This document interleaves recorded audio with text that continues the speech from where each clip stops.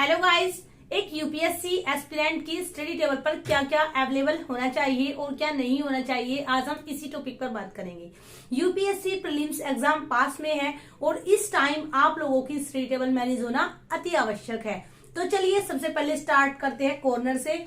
एक ग्लोब आपके पास होना चाहिए और ये नेसेसरी इसलिए है क्योंकि अगर कोई भी मैपिंग से रिलेटेड क्वेश्चन है तो आप उसको तुरंत देख सकते हो। जब भी आप अपनी टेस्ट सीरीज दोगे तो बहुत सारे क्वेश्चन ऐसे आएंगे जो मैप से रिलेटेड होंगे, उनको आप तुरंत चेक कर सकते हो। जैसे मान लो गाजा पट्टी पे अभी अभी ईरान का जो विवाद चल रहा है, आप उस पे देख सकते हो। कुछ भी चीज आपको देखनी है, कोई भी रेखा, कोई भी लाइनिंग वगैरह या किसी भी स्टेट की या किसी भी राज्य की या फिर किसी भी कंट्री की कोई भी एक दूसरे से कनेक्ट करती हुई कोई भी चीज अगर आपको लिंक करनी है तो आप तुरंत उसको अपने ग्लोब में चेकआउट कर सकते हो। सेकंड चीज, आप ट्राई करना कि आपकी स्टडी टेबल पर कम से कम पेन एंड कम से कम हाइलाइटर हो। ये जो क्लटर्ड होता है इससे आपका माइंड डाइवर्ट होता है और ये वही टाइम है, ये वही दौर है जिसपे आपको अपने माइंड को एकदम रिलैक्स रखना है एंड एकदम फोकस रखना है।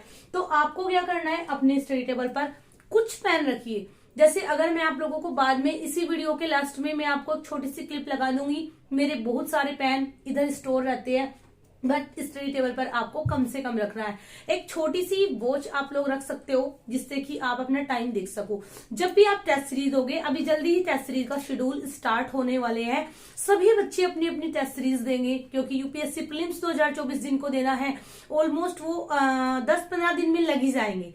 तो उसमें आपको क्या करना है, वॉच आपके पास रहनी जरूरी है क्योंकि उसी से आप टाइम को मैनेज करना सीखेंगे यूपीएससी एग्जाम हॉल में, फिर ये प्रॉब्लम आपके साथ ना हो। अगर आपके पास लैपटॉप है तो आप अपना लैपटॉप स्टडी टेबल पर रखिए। अगर आपके पास लैपटॉप नहीं है तो आपका मोबाइल वगैरह आप उसका एक ऐसे स्टैंड लेके आपका मोबाइल टैब जो भी आपके पास है आप उसको अपनी स्टडी टेबल पर रख सकते हैं। पूरा का पूरा सिलेबस आपकी स्टडी टेबल पर चिपका होना चाहिए। आई नो कुछ बच्चे यहाँ पर बोलेंगे चिपका हुआ तो आप फ्रंट में चिपका सकते हैं, बट यहाँ पर मेरे मैप लगे हैं इसलिए मैं यहाँ पर रखती हूँ।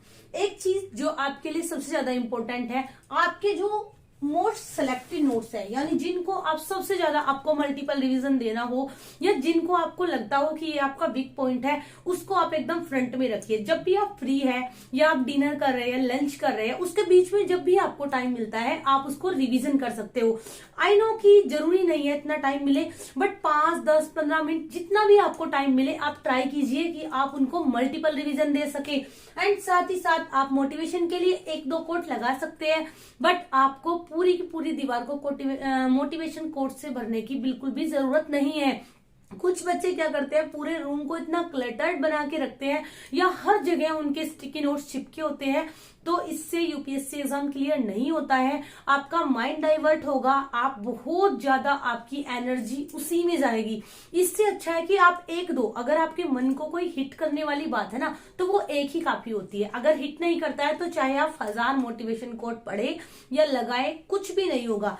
एक आप ये कर सकते हो, अगर आपको जरूरी लगे तो जैसे कोई भी केस स्टडी की मतलब एक छोटी सी कॉपी रख लीजिए जैसे ये, जिसमें आप 1-2 केस स्टडी डेली सोल्व कर सके, क्योंकि जो प्री के और मेंस के बीच का टाइम होगा ना वो काफी कम होता है, उसमें सारी चीजों को मैनेज करना बहुत ज्यादा डिफिकल्ट हो जाता है।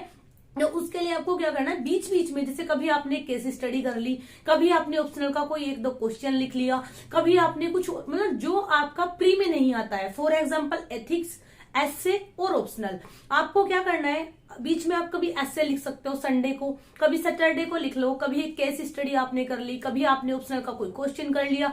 तो ऐसे ऐसे करके आपको अपनी तैयारी को इनरिच करना है। फालतू का क्लटर आपको अपने रूम में, अपनी स्टडी टेबल पर, अपने सेटअप में बिल्कुल भी नहीं रखना है। और जब आप टेस्ट सीरीज देंगे उस टाइम आपको अपनी स्टडी टेबल पर क्या क्या रखना है, इसके लिए मैं जल्दी ही आपको शॉर्ट में वीडियो बनाऊंगी। एंड अभी के लिए आप सभी को thanks for watching, keep supporting, keep loving, bye.